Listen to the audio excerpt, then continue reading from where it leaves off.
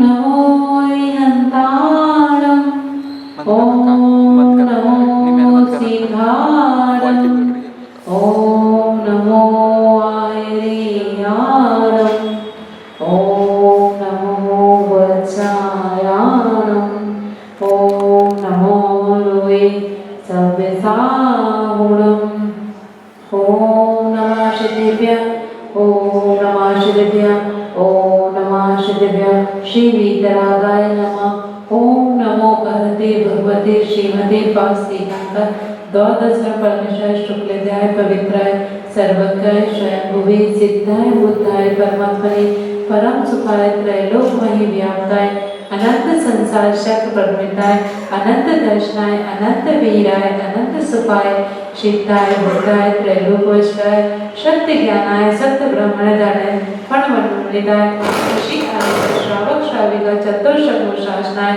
घाती का विनाशनाय अघाती का विनाशनाय अव्वायम प्रत्यम प्रतिकामम अधिकामम क्रोधम अग्नियम सर्वशत्रुवयम सर्वोपसर्गम सर्वविघ्नम सर्वभयम सर्वराजभयम सर्वचोरभयम सर्वदुष्टभयम सर्वमृतभयम सर्वत्रम सर्वरोगम सर्वक्षयरोगम सर्वकुष्ठरोगम सर्वकुलरोगम सर्वनरमारिम सर्वगजमारिम सर्वश्यमारिम सर्वगौमारिम सर्वधनमारिम सर्ववृक्षमारिम सर्वगुलमारिम सर्ववर्तमारिम सर्वपुष्पमारिम सर्वफलमारिम सर्वराष्ट्रमारिम सर्वदेशमारिम सर्वविश्वमारिम सर्ववेदक्षाग्निमयम सर्ववेदनीयम सर्वमोहिनीयम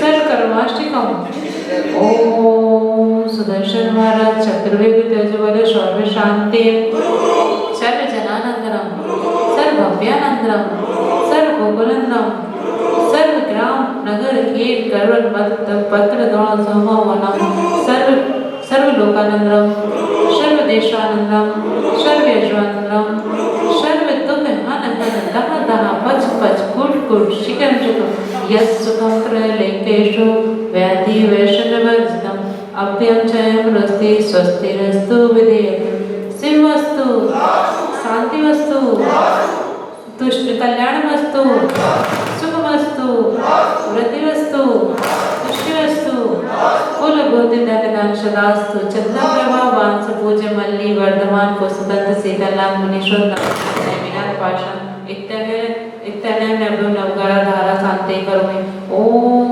नमो अरहते भगवते श्रीमते प्रक्षा शेतु कलदा दिव्य तेज मूर्ताय श्री शांतिनाथाय शांति कराय सर्व विघ्न विनाशनाय सर्व रोग विनाशनाय सर्व मृत्यु विनाशनाय सर्व पर शत्रु विनाशनाय ओम राम ह्रीं रूम रम राम आसी यवसा नमः सर्व देश चतुर्संसारनाय आचार्य श्री शोभम सागर जी गुरुदेव मम सर्व शांति पुष्टिं तुष्टिं कुरु स्वाहा संकोचितानां प्रतिपादिकानां यज्ञ करोतु शान्तिं भगवान् जिनेन्द्र करोतु शान्तिं भगवान् जिनेन्द्र करोतु शान्तिं भगवान् जिनेन्द्र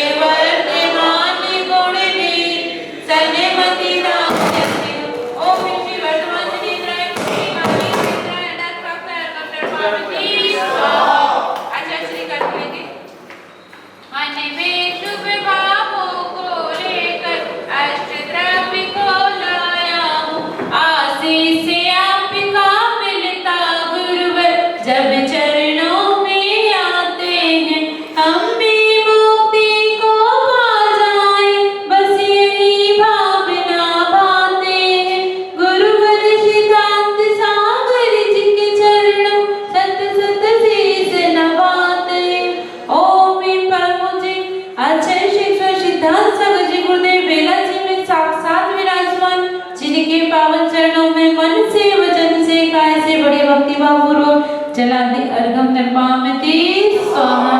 अष्टि करेंगे।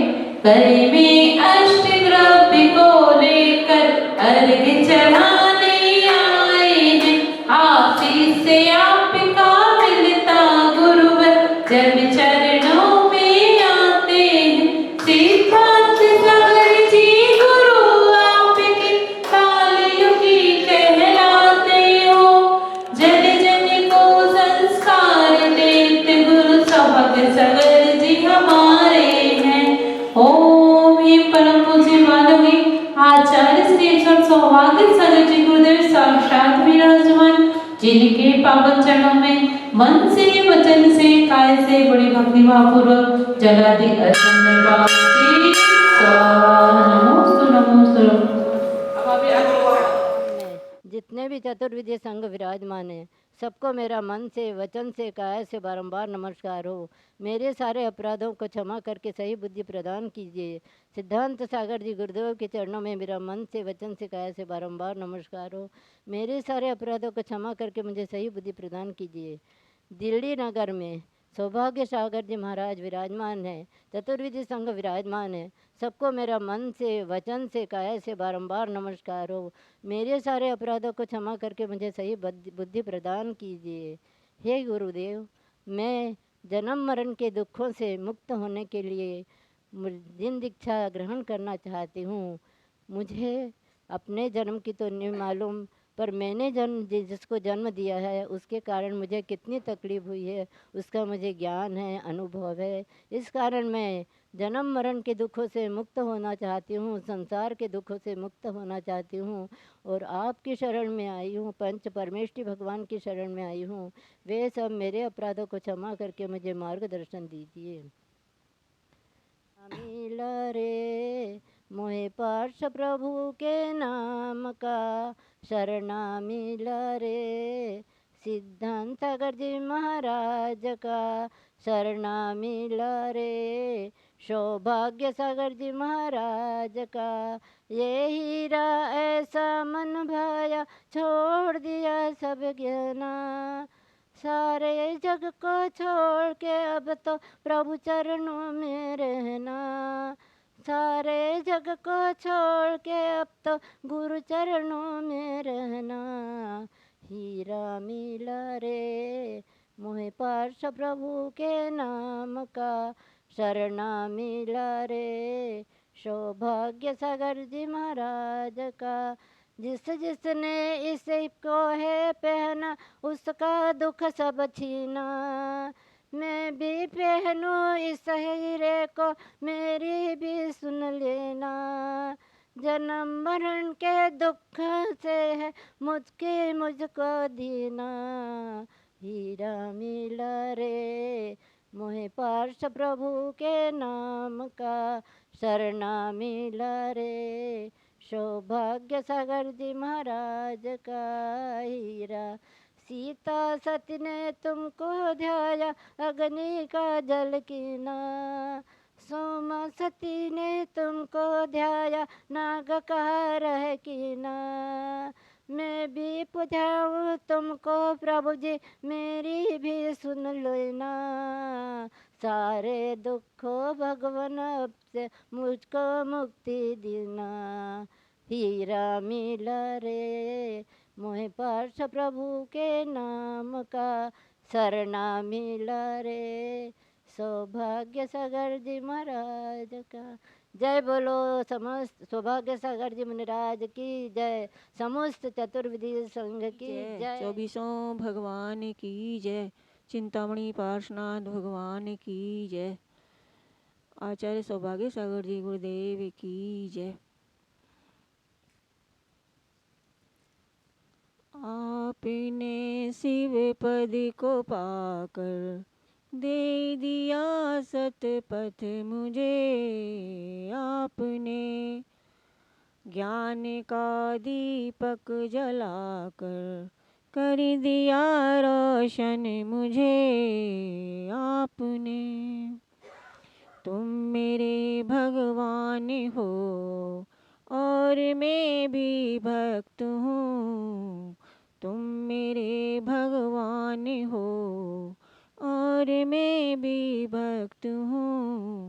जब तुम्हें पाया लगा मैं भी तुम सा भक्त हूँ। आपकी पावन शरण पा दिख गई मंजिल मुझे। आपने आपने शिव पद को पाकर दे दिया सतपथ मुझे।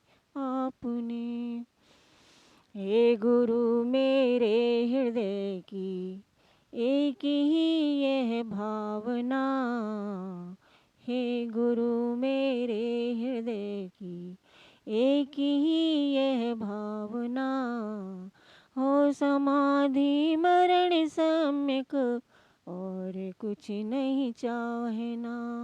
हो समाधि मरण सम्यक और कुछ नहीं चाहना। आपका सानिध्य पाकर भाग गई मुक्ति मुझे। आपने ज्ञान का दीपक जलाकर कर दिया रोशन मुझे। आपने वीतराग ही सार जग में आपने दिखला दिया। वीतराग ही सारे जग में आपने दिखला दिया। एक सी सब आत्मा है आपने बतला दिया। एक सी सब आत्मा है आपने बतला दिया। आपको पाकर गुरुजी मिल गया सब कुछ मुझे। आपने आपने शिव पद को पाकर दे दिया सतपथ मुझे। आपने ज्ञान का दीपक जलाकर कर दिया रोशन मुझे। कर दिया रोशन मुझे। कर दिया रोशन मुझे। बोले गुरुवर श्री सौभाग्य सागर जी गुरुदेव की जय। 24वां भगवान की जय। एक गीतकार हुए हैं शायद प्रदीप, उन्होंने बहुत सारे भजन लिखे हैं। उनमें भजनों की श्रृंखला में हमने शायद साधु बनने के बाद या गृहस्थ जीवन में या ब्रह्मचारी बनने का एक भजन सुना था।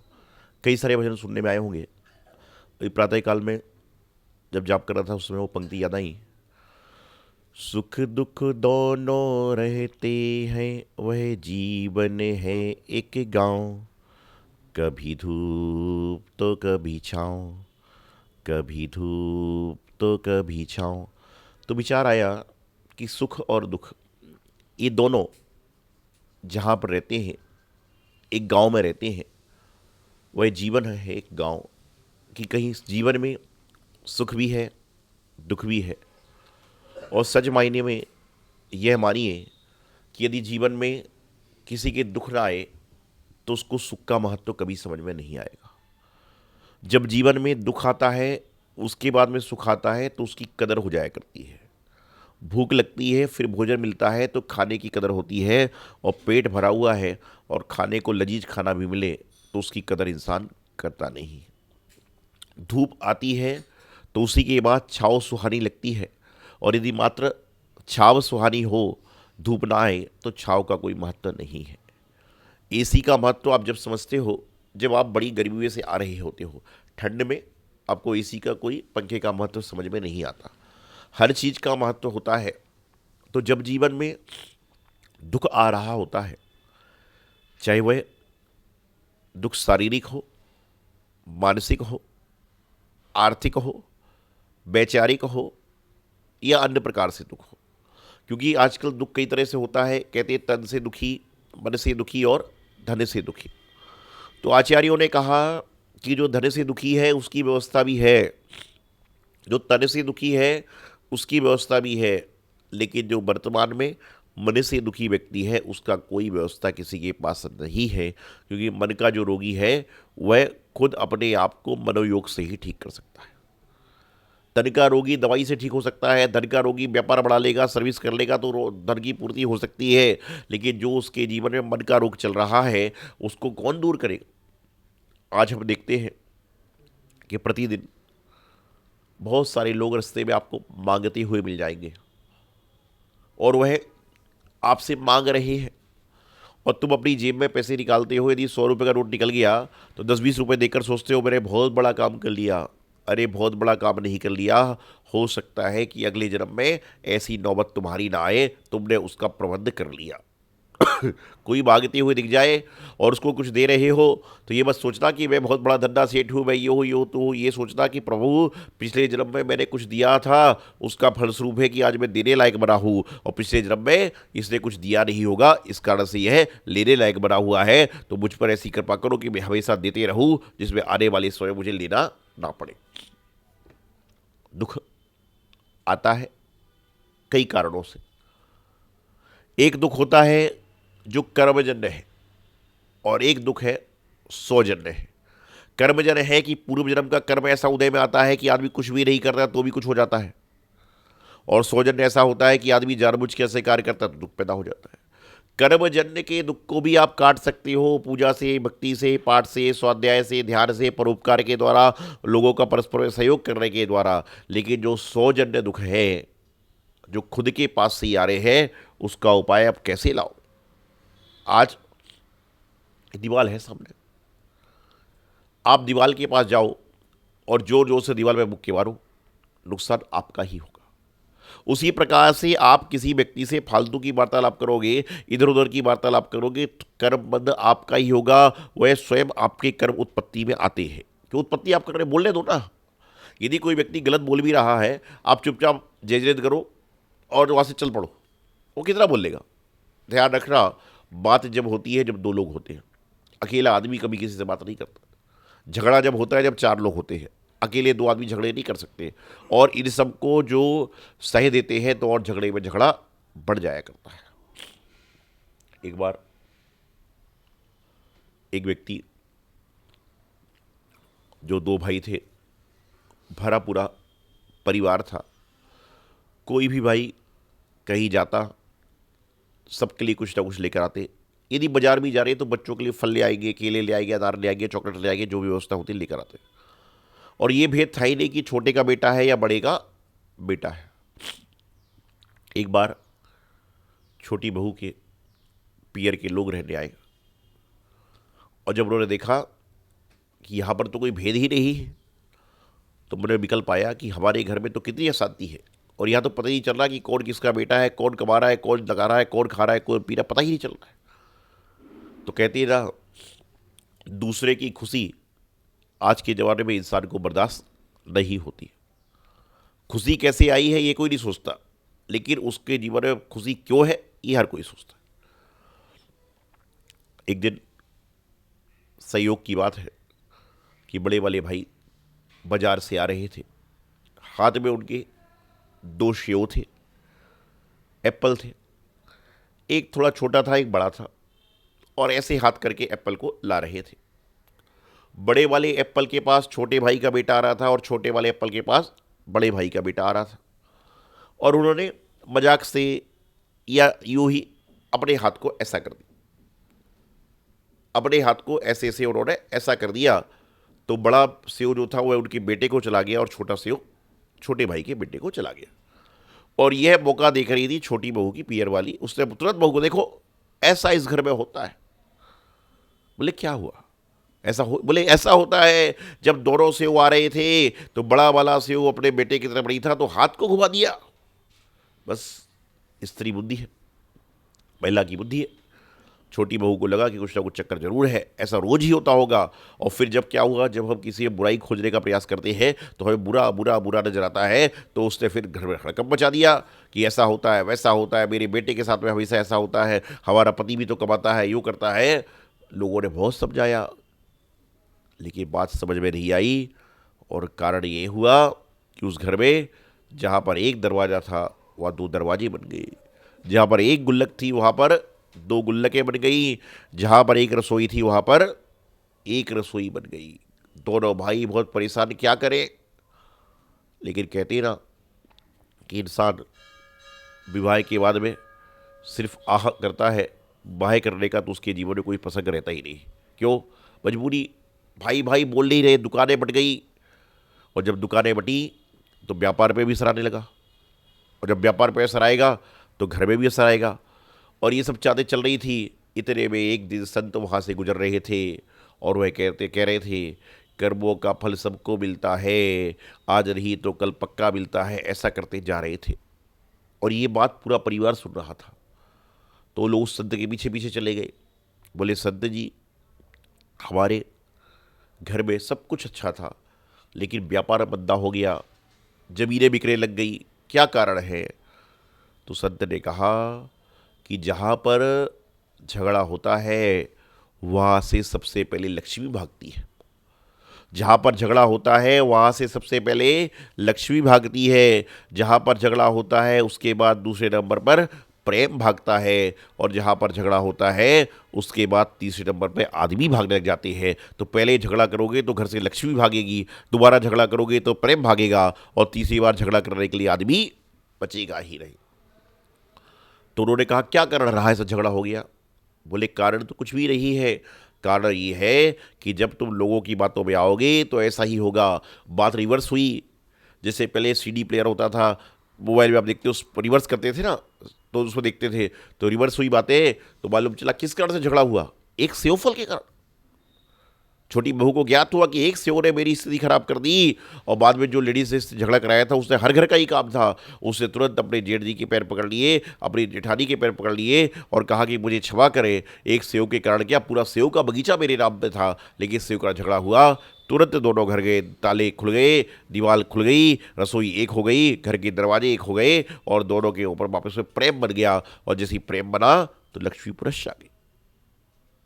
झगड़ा खत्म हुआ, लक्ष्मी आ गई, प्रेम आ गया, और वापस में सभी लोग अपने आप से पास में होने लगे। तो कहने का तात्पर्य यह है कि जीवन में सुख चाहिए तो जो दुख आ रहा है उसको छोड़ो, झगड़े को छोड़ो, क्योंकि झगड़ा जहाँ पर होगा वहाँ पे सुख कभी नहीं है, शांति कभी नहीं है, प्रेम कभी नहीं है, लक्ष्मी कहीं नहीं है, सौहार्द कभी भी नहीं है। तो अपने जीवन में सुख दुख दोनों रहते हैं। वह जीवन है एक गाँव, कभी धूप तो कभी छाव। इस बात का विचार करें कि सुख आ रहा है तो इतराओ मत, और दुख आ रहा है तो घबराओ मत। क्योंकि मैं हमेशा कहता हूँ, जाते जाते सुख कह गया दुख से, जाते जाते सुख कह गया दुख से, कि जब मैं ना रह पाया तो तू भी ना रह पाएगा। एक बार जब सुख जा रहा था घर से और दुख आ रहा था तो सुख नाराज नहीं हुआ, वह जाते जाते क्या बोला कि जाते जाते सुख कह गया दुख से, कि जब मैं नहीं रह पाया तो तू भी क्या रह पाएगा। इसलिए ध्यान रखें, जीवन में कभी गर्मी के बाद ठंड और ठंड के बाद गर्मी पुनश्च आएगी, सुख के बाद दुख पुनश्च आएगा, आशा के बाद निराशा और निराशा के बाद फिर आशा तुरंत आएगी। इसलिए जब स्थिति बिगड़े तो उस समय अपने आप को सामंजस्य बैठाने का प्रयास करें, अपने आप को मजबूत बनाने का प्रयास करें, तभी आपके जीवन कल्याण होगा। यही मंगल शुभ भावना। आचार्य गुरुदेव सिद्धांत सागर जी महाराज।